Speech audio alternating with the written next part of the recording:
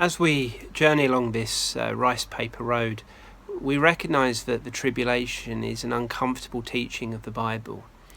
None of us really want to face the prospect of going through suffering, and I'm sure our brothers and sisters in other parts of the world would much rather not go through suffering. However, it seems to be that when the church is persecuted the most, we see the glory of God revealed the most, that the persecuted church is often the fastest growing one, where there's a dependence on Him. And maybe that's something of the purpose of the tribulation. We believe that God is good, and that stuff happens. And Jesus in Matthew 24 clearly says that in the end times there will be an increase in wickedness. And when we look at the tribulation, we clearly see that there is an increase in wickedness that's happening, where there is a real fight against the goodness of God. We see that people who claim to be followers of Jesus are persecuted for their faith, martyred for their faith.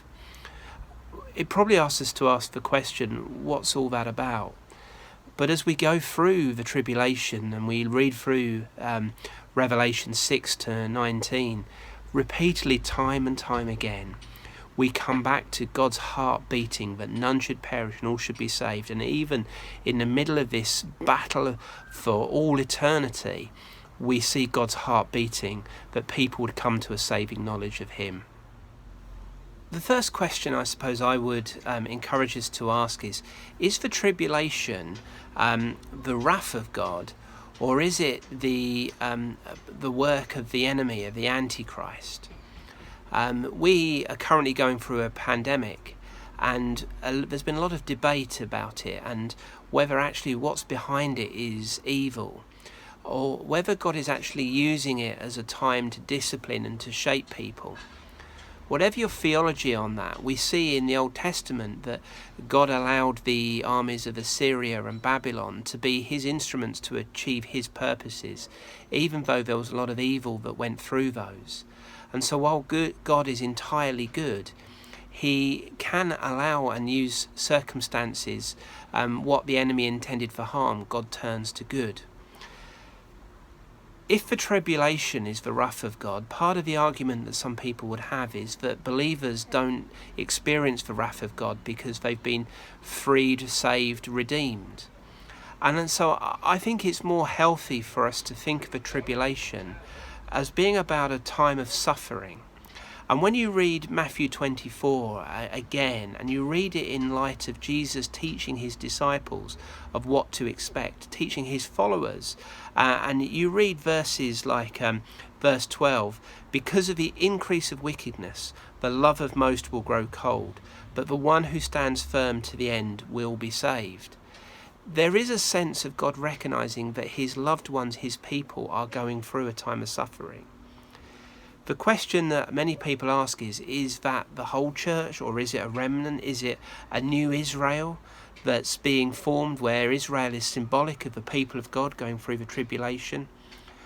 Revelation 7 makes clear that there is a crowd in heaven in front of the throne that are martyrs from this time of tribulation. I think we have to come to the conclusion that there are believers going through the time of tribulation. As we travel a little bit further along this rice paper road, we'll look at some other aspects of the second coming that are open to debate. However, I want us to realise that when we read verses like Revelation 2 verse 10, we see Jesus speaking again to His church and encouraging the church to be faithful unto death, and I will give you the crown of life.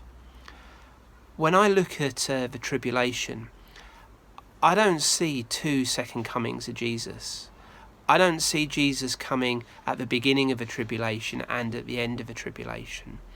That's an interpretation that I have, and I realise that that's not one that everybody sees. But when we realise that the church, Christians and believers have been suffering since the first century, and people around the world today are dying for their faith, there's a part of me that approaches the tribulation and says, let's not look at it through a Western world view of being saved from suffering, saved from persecution, when our brothers and sisters around the world are going through persecution. Jesus clearly said that this would be a sign that needed to happen before he would come again. And if we read it in light of that, then we need to understand and maybe come to a conclusion for ourselves of how we approach the tribulation. So Jesus clearly seems to teach that the tribulation is a sign that will happen before he comes again. And yet we are encouraged as Christians to live with a sense that Jesus could come back at any time. Again, we face truths in tension, that we see that the story of history is a church that's been persecuted since the first century, people martyred throughout time.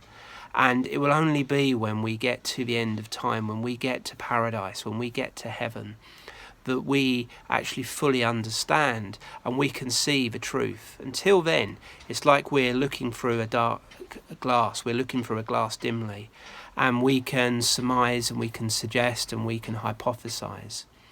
But let us never lose the possibility that some of the things described may have already happened. Jesus could come back at any time, and although we might think that's unlikely and that there's still things to come, let us not lose faith, let us not lose heart, let us keep our eyes fixed on the author and perfecter of our faith and trust that he will lead us through this. Let's walk these steps, whatever lies ahead, with faith in him.